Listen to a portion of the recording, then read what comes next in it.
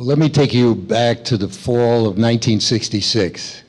I was 19 years old. I was a student at the University of Wisconsin in Madison.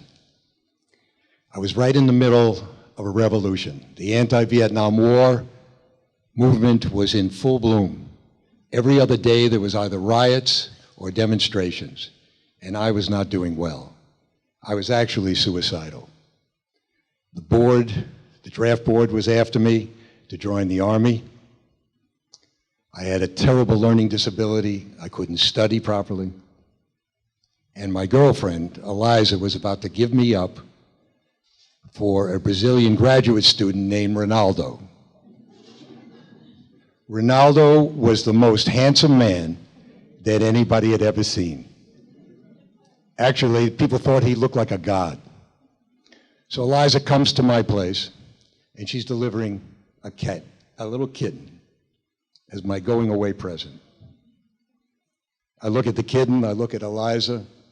I said, I get a kitten and you get Ronaldo? What kind of deal is this, you know? So she left. Every night, I would go into the kitchen and get the sharpest knife I could find and try to find the strength to just cut my wrists to end this misery that I was experiencing. Luckily, I had two close friends, Susan and John Zawicki, who knew how much pain I was suffering. They invited me over to their place for dinner. When I came in, Susan was making dinner in the kitchen. She came out, gave me a hug. John pulled up his easy chair to get close to me while I sat down on the living room sofa. He said, Zach, let me tell you about my master's thesis. I said, great, let me hear it. He said, my thesis is that reality is not a series of random events. He said, what reality is more is a story, an overarching story. In each one of our lives, we have our own individual stories that fit together like gears into a tight weave. And the longer he talked, the more interesting his story became and his description became, because the reality that I was trying to check out from did not sound at all like what he was describing. And what he was describing, I thought made a lot of sense. As I focused in more carefully on what he was saying, I focused in like a laser beam. And then all of a sudden, just like that, a flash of light just took over my whole field of view. And a spirit just filled my whole body. And the 200-pound weight that was constantly on my shoulders, that was pounding me into the ground like a sledgehammer every single day, just evaporated. And I was filled with such a great sense of joy that I started laughing and crying simultaneously until I couldn't cry and I couldn't laugh anymore. And when I opened up my eyes, John and Susan were standing in front of me trying to figure out what the heck happened to you. I said, I'm free. I'm in a state of peace. That feeling and that spirit that engulfed me stayed with me constantly for 3 whole weeks. I felt I had landed on a new planet, and I was just observing this new reality that I was experiencing. At the end of the 3 weeks, I remember I was sitting on the edge of my bed looking out the window, and 2 students were walking to campus. They were carrying their books on their back, and I looked carefully at their faces, and I was just struck on how depressed they looked. Just at that moment, I decided to commit my life to helping people become happier.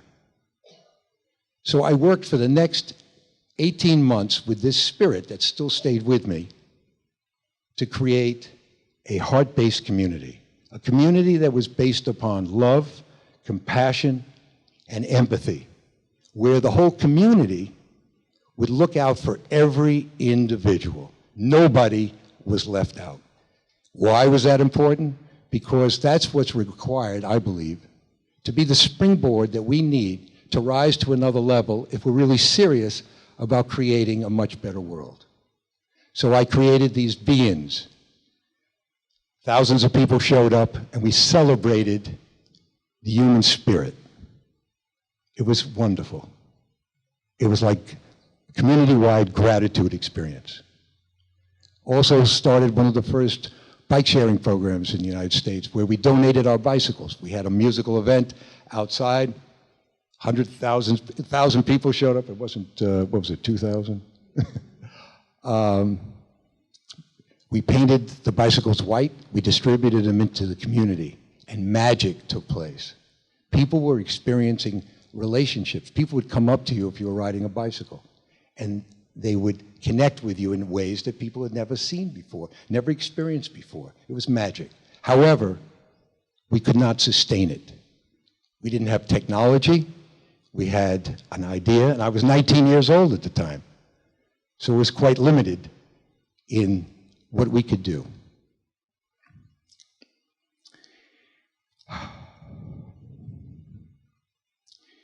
So when that chapter of my life was over, I was happy that it concluded because I wanted to get back to my own personal life, get married and settle down.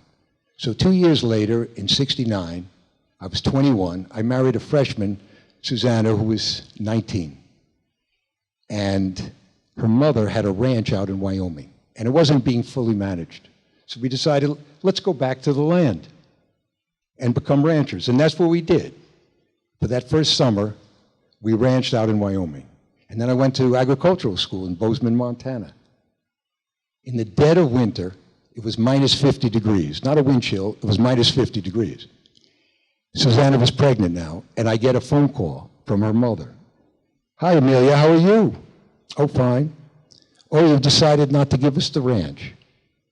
Oh, because you feel the financial situation would be not viable to raise a family. Oh, okay. And if you're worrying about our marriage being pulled apart, so you're taking the deal off the table. I said, okay. I hung up the phone.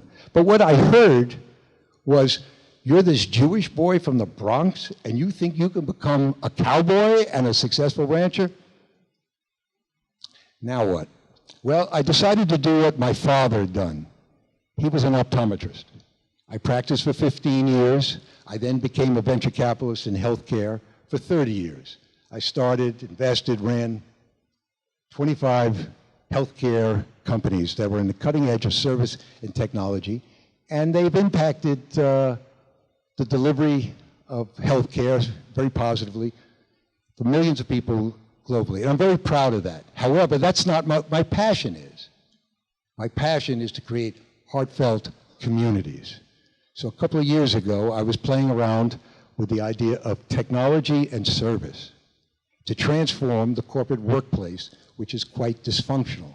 It's also where the modern communities lie. That's where we spend 70% of our waking hours at work.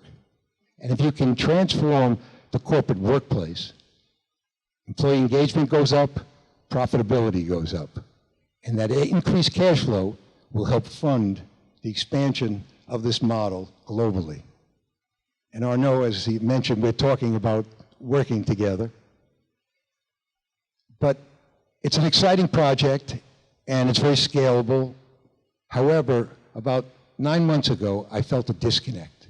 I didn't feel fully engaged with my own passion, and I had to figure out what was wrong.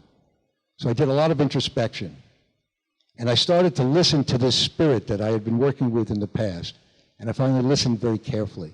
And what that spirit told me was that that special moment that took place at John and Susan's was not a random event.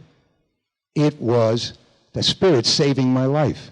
And 3 weeks later, when I committed to helping people become happier, was a commitment, and it was a contract.